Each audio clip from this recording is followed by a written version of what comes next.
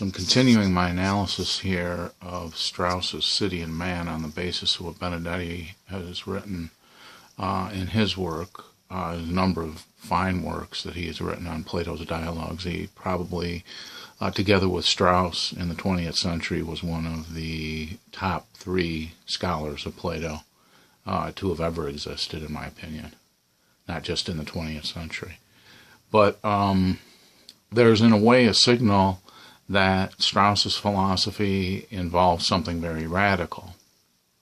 And the radical thing was the use of eugenics, which is the science of genetics, to create the second Aristotle, or to create the new Aristotle.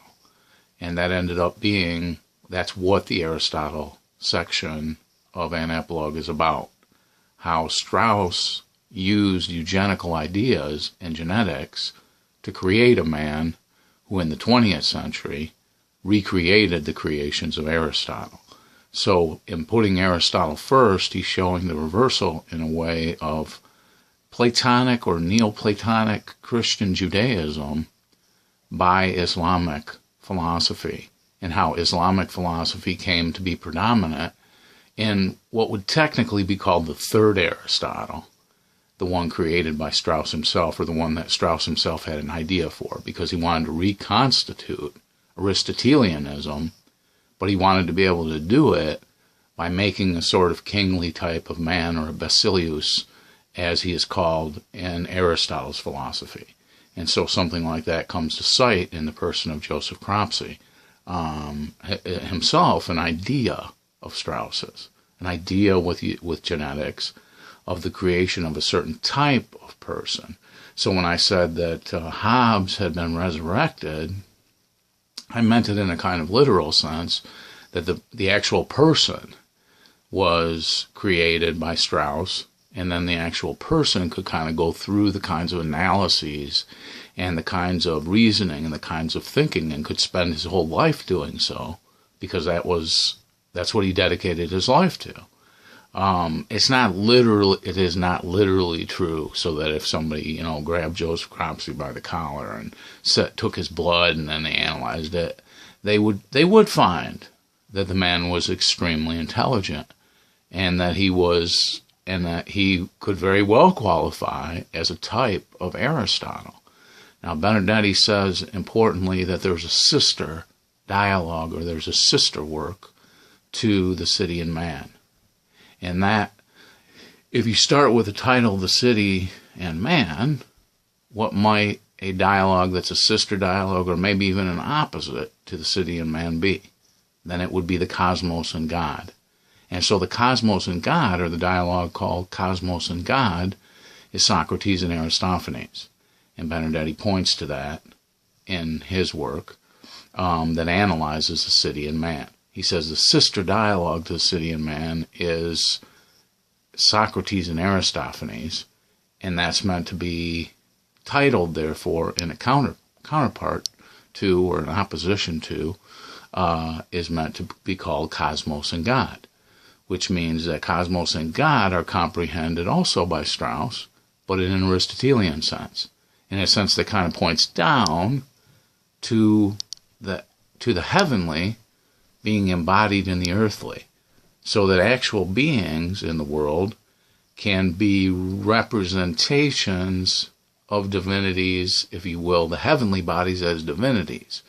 Notice in the Bible there's a kind of demotion of the heavenly bodies as divinities, whereas in Strauss's philosophy there's an elevation of the heavenly bodies as divinities, because they're energies, the energies of Mars, the energies of Saturn, the energies of the Sun, the energies of Venus, the energies of Pluto, are thought of as also being able to be the energies in the soul of human beings, or in the mind of human beings, in the spiritual actualization of a human life.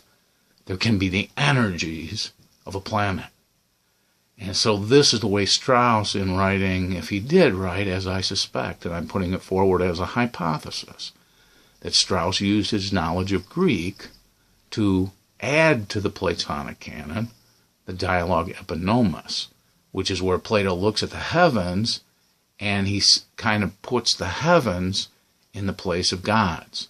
And then the laws is Plato's work where he tries to show that by a proof of the heavens and of their nature, of their physical nature, Joseph Cropsey calls this physiodicy, justification of man by the heavens, justification of the heavens by man, liberation of man by knowledge of the heavens, liberation of man by knowledge of the heavenly bodies, liberation of man by the physics of the universe.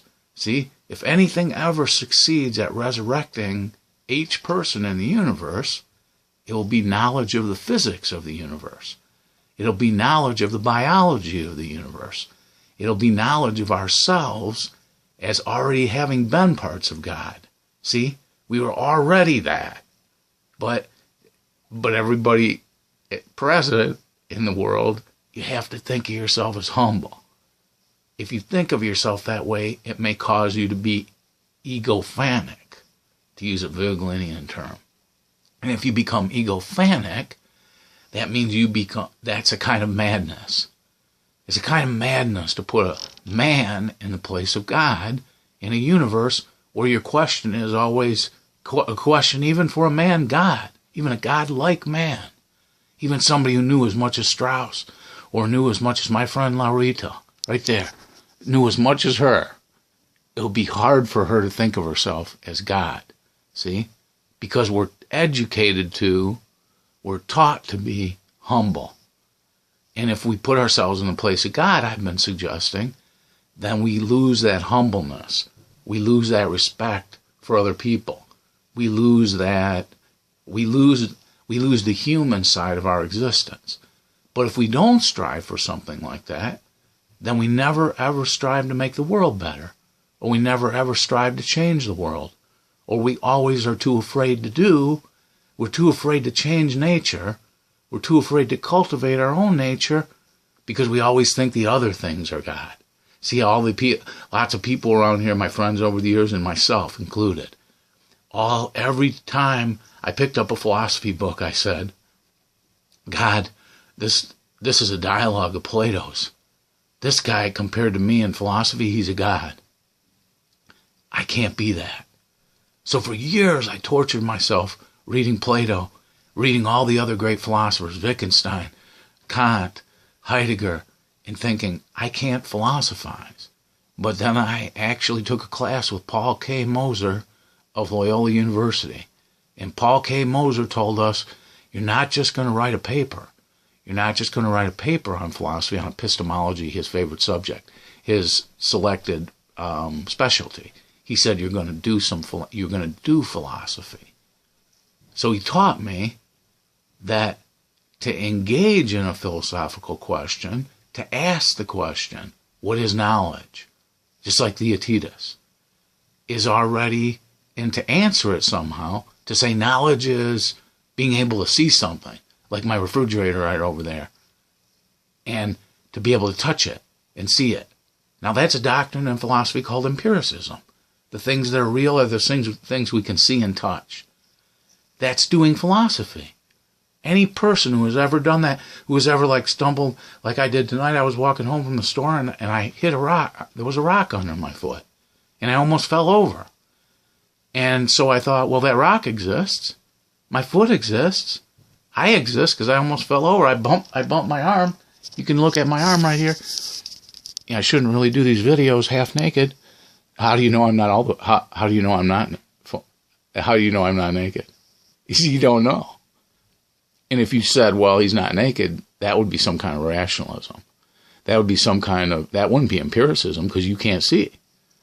I might be, but it doesn't matter because I'm philosophizing. See, Laura de Luna, she taught me to philosophize because she always asked questions. She always interrogated the world. She always said, how do you know that? If I said something. If I said girls who have hair that flows down to the back of the back and meets the midpoint of their back, and that have beautiful dark hair and that have very nice eyes and have very nice skin color are divine. She'd say, how do you know that? What knowledge do you have that? And to this day, I couldn't prove the things she was asking, see? So she became kind of like Socrates, who would question me and who would bring me to knowledge of ignorance. What did Socrates know that he knew? He knew that he didn't know. He didn't know any particular thing until and unless he knew that he didn't know. So he knew he had a reason to try to know, which gives people the reason to try to investigate. You know, it's a very good math teacher at Northern Illinois University. She's a female, and she teaches mathematics. Now, if she set out on a given evening and said, how do I know that the commutative principle in algebra, A plus B equals B plus A? How do I know that those two things are actually the same?